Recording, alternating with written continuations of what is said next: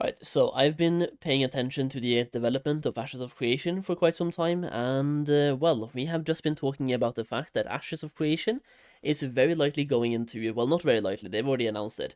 So unless they do something crazy here and pull it back, they're going into early access on Steam very, very soon. And let's just say there has been some mixed opinions about that, mostly negative, I would say. This video right here seems to be a little bit positively charged, which could be great to see. Ashes of Creation's Harbinger update will be great, and here's why. It's a video by no one, not actually no one, but like no one, you know, this right here. So, let's see. All right, what is going on, ladies and gentlemen, and big dogs? How is it going? I am no one. And in today's video, I wanted to engage in a thought experiment with you guys because my last video, I was very much on the fence. Like, if you haven't seen it, I recommend going back to watch it. But with the early access announcement that Intrepid announced coming December 11th, I could see both the good and bad case for how early access could turn out. And with the information I have, I just don't know which side it is. And it feels weird to sit on the fence and kind of go, I don't know, guys, like, how do you feel about this? But that's just where I am. Like, I want to be clear here that my fence sitting isn't due to information, it's due to a lack of information. There's just so many things that I do not know.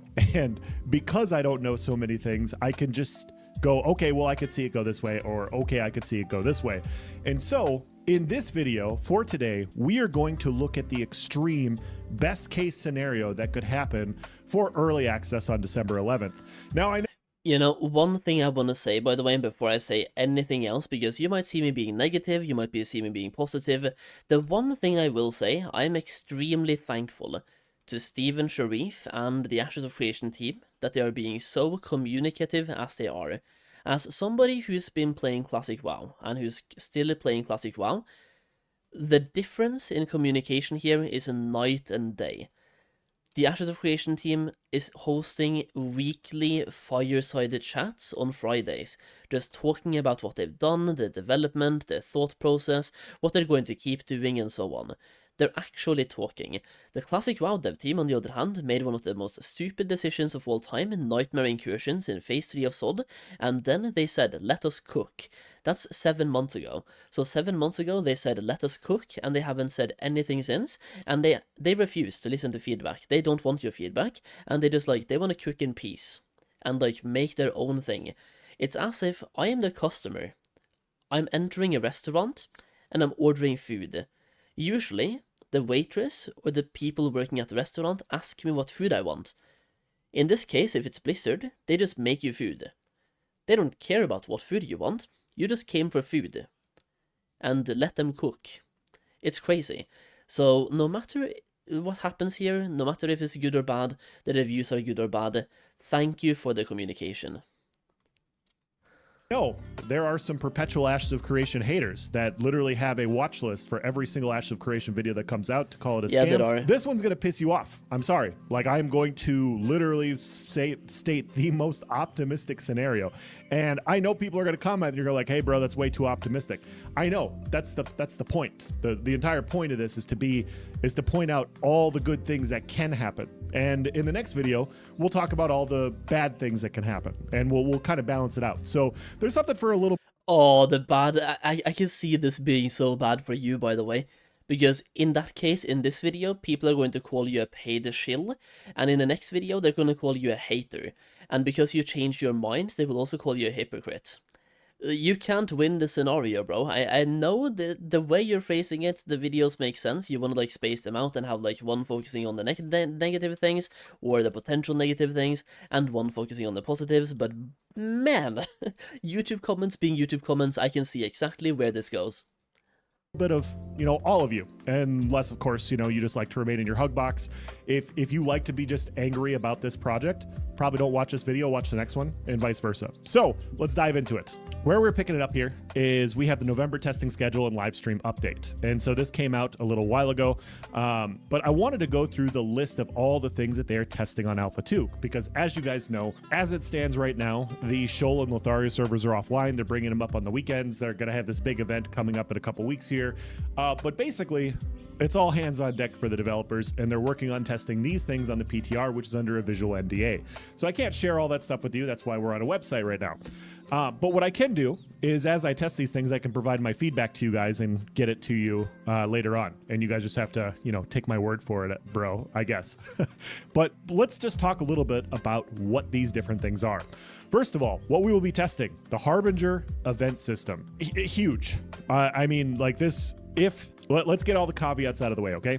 This is an alpha. Things are subject to change. There will be bugs, all that, yada, yada, yada. If this comes out in a workable state, meaning like the workable state when caravans first came out in phase 1, where there was bugs, things crashed, but like they were functional. If it comes out like that, or better, because this is the best case outcome, this is going to be a huge player loop. For those of you guys that don't know, there is certain recipes for cooking, for different crafting recipes, call for like corrupted chili flakes, which is corrupted.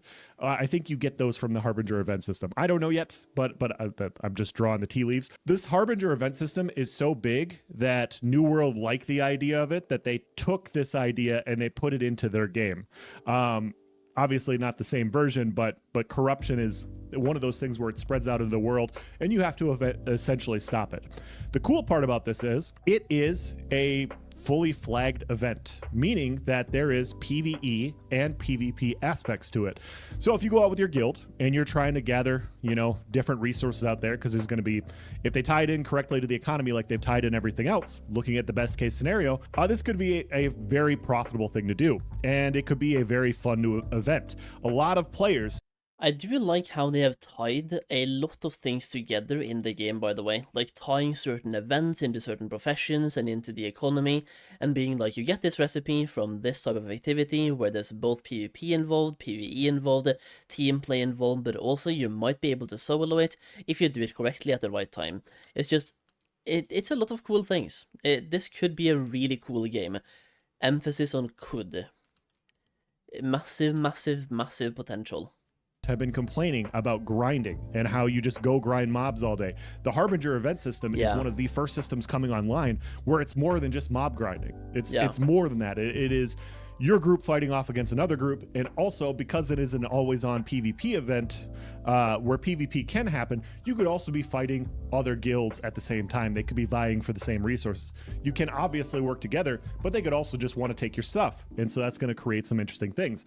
This is a PvX game after all, so PvP and PvP. Having played Arcade, this sounds like the Kraken event, but not in the water. So more like on land, and the potential here is massive. You could have a guild versus a guild. You could also have a guild betrayal. So for example, let's just say you have two guilds that make a decision to team up and cooperate. And then when they win the battle, suddenly one guild turns on the other one, and it's a free-for-all. It's like guild versus guild. And then maybe you have a spy from guild 1 in guild 2 as well. Dude, this game could be insane. PvE stuff intertwined is what is really cool about this. And so the possibility to make a lot of gold, the possibility of having a new system, a part of the new story. I just heard gold, bro. That's all I needed to hear. Great. I love the system already, man. The ability to make a lot of gold. Big thumbs up. Storyline system, kind of talking about like the ancients and all this, it's a big deal. And so if this comes on, it's more than just grinding. It's more than just collecting and gathering. There's going to be so many fun things that come from this. And just as a brief example, caravans created so much of a player loop in phase 2 because if you attack somebody's caravan, they would get salty about it sometimes. And they may say some things, they may send a message out, insulting you, or maybe insulting a family member of yours, inquiring about how large he or she may be and how, they will never find another lover, basically. And, that may upset you, and you may say some things back. And so all of a sudden, you guys are involved in a guild war because basically some words were said. The same type of thing is going to happen for this Harbinger event system. There is going to be, it's not just a PvE environment where it's a closed loop and you're going to do the exact same thing over and over again. Because it's PvX, different things can happen at these events at different times. So, noon on a Friday could be completely different than like 4 a.m. on a Sunday. And so because of that, this player loop could be very, very big. All right. On to the next one, Summoner, the final archetype. And, you know, the love of my life, to be honest. Like, the two archetypes that I loved so much in the Elder Scrolls Online was the Nightblade and the Necromancer. And the Summoner is the base version of a Necromancer where you can summon different things. And so I'm very, very excited to get on the PTR and test this. Obviously, it'll probably initially be overtuned as shit, which, you know, everybody likes to feel powerful. So if this goes well, aka like it doesn't have to be taken offline, this could be a lot of fun for people. It's a completely different playing class.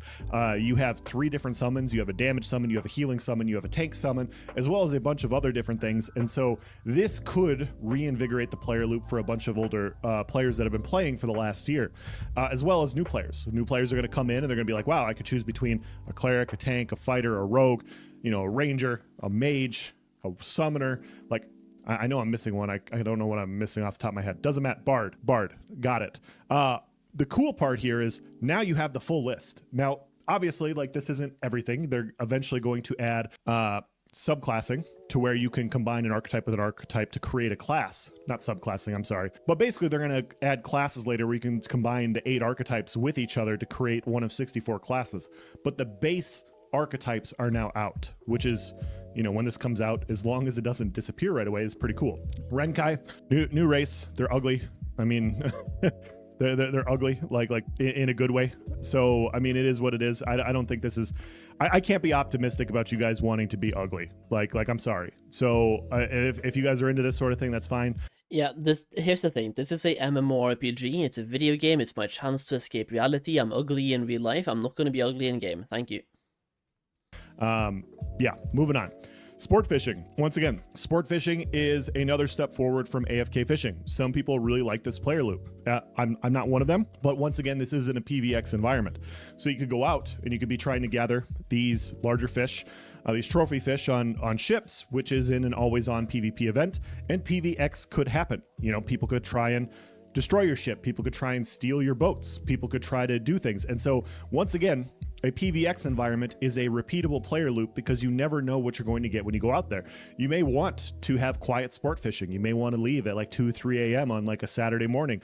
You may want to have it be quiet, or you may just want to go, you know what, we're just throwing hands with whoever we see out here. Like, if you're out here sport fishing, we're killing everything and we're going to be pirates. This is the first step in that. And once again, another cool repeatable player loop where, as long as they incorporate the sport fish that you can catch into the economy in a good way, this could be a fun alternative way to make a lot of gold. So 2 huge PVX systems that that didn't exist before. Mules and mounts. Mules are the in-between stage between your normal mounts and your caravan runs. Basically, what a mule is supposed to be able to do is you're supposed to be able to carry 1 crate on the mule's back and transport resources, and you're supposed to be able to move a little bit faster. Yo, okay, once again, anybody who played Arcade, you probably know that Steven also played Arcade, and he was a huge player in Arcade. I was also in Steven's guild on Arcade, and I played Arcade quite a lot. This is basically the trade run system from Arcade, where you could have a wagon carrying, I think you started on 2, then you could upgrade to 4, then 6, and I think there's one with 12 trade packs. And you could, like, transport the trade packs across zones and hand them in for a massive chunk of gold. I think it was gold, or called, you could also do Gilda Stars, so Gilda Stars or gold in Arcade. Don't worry about the currency. Basically, you took some packs, you handed the packs in, and you got stuff for it, and that stuff had a monetary value in the game in terms of currency, so you got currency for it. And the mule, like, if you had a donkey that you were mounted on, that donkey would travel faster, and you could then carry one of those trade packs on your backpack, so like on your bag, on your back. So you carried one of those, you had a donkey for a mount, and it moves slightly faster with the trade pack. So Mule sounds exactly like that for trade running. Not a huge system by Really any cool. means, but it's just fleshing out the transportation between nodes, which I think is kind of cool. It should be a more efficient way to crate run. Because you don't have to walk them, you can use a mule. Depends on the speed of the mules, a bunch of things, but this could be a unique little system for those of you that want to gain gold by transporting your glint via crates, and you don't want to engage in as much PvP. Because, you know, people have to flag up for you. They can go corrupted if you don't flag back. Basically, it like, you need a war deck essentially to, like, stop people running these at that point, and that's if you're in a guild. So yeah, Anyways, it's a lot safer of a route for a way to make gold. So for those of you guys that aren't as PvP inclined, and the first two are sport fishing and the Harbinger event system aren't for you, this could be a little bit another way to make a little bit of gold. Archetype, update, and balance passes. Right now, fighter sucks. I'm sorry. It's one of my favorite archetypes. I think it's really cool. It's not very good. Rogue, mage, very good. Like very, very good.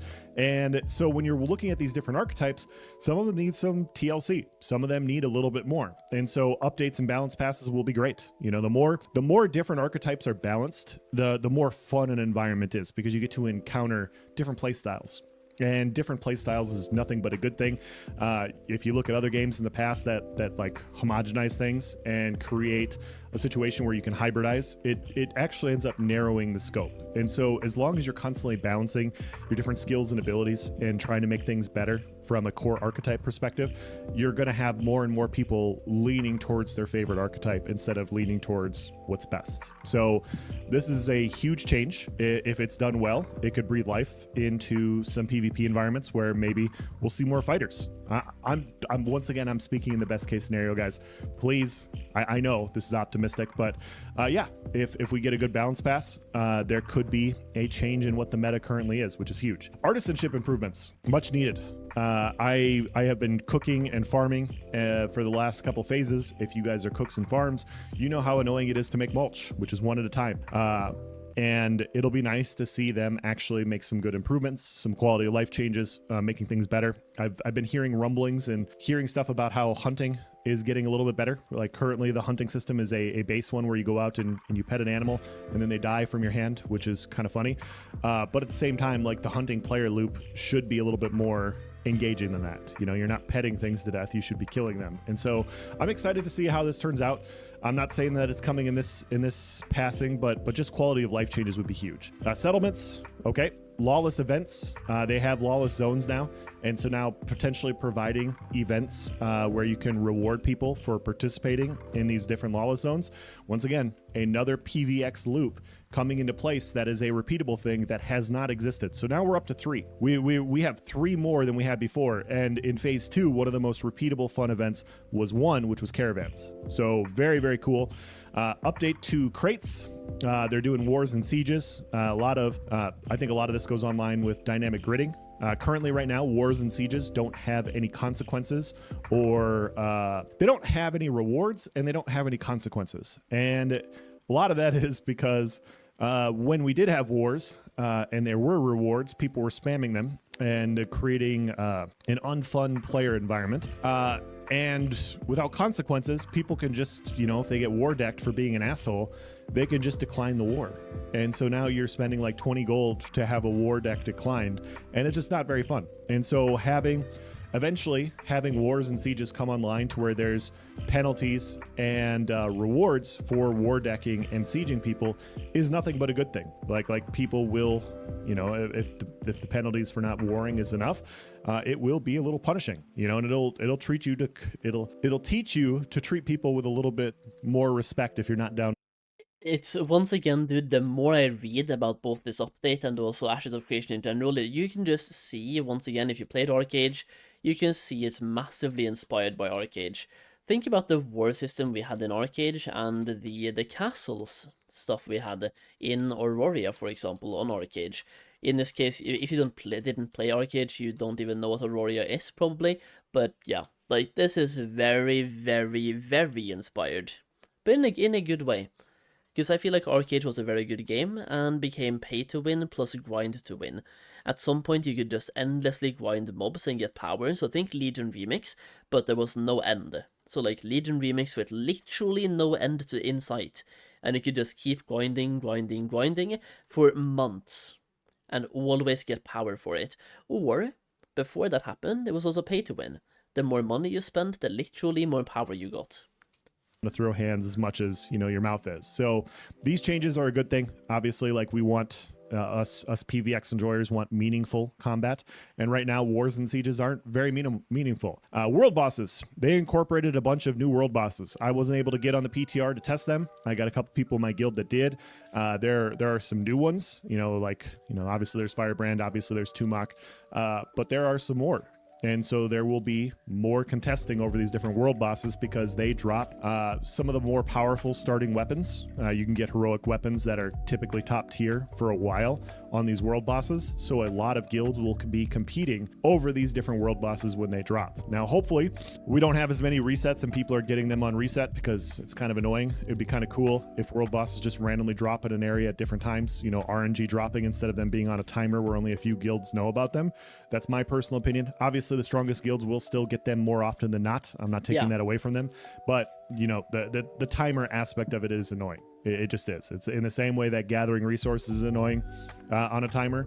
World bosses on a timer is also annoying. So RNG, you know, random drops into the world would be cool, but there's more coming. This means more PVX environment. This means more stuff to engage in. This means more player loops coming in, which is huge. Once again, like this last phase, like we didn't have Firebrand for most of it, which is a huge PVX thing. So we went from caravans and Firebrand and Tumok to no caravans, no Firebrand, no competition, and now they're adding all those back in the best case scenario with Harbinger, sport fishing, wars and sieges, and now world bosses. Once again, very, very cool.